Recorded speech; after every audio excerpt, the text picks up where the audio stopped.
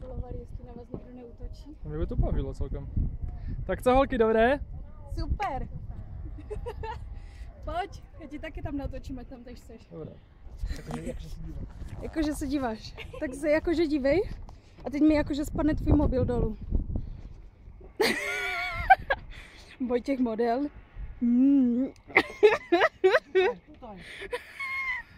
Ještě po polsky. Krásné.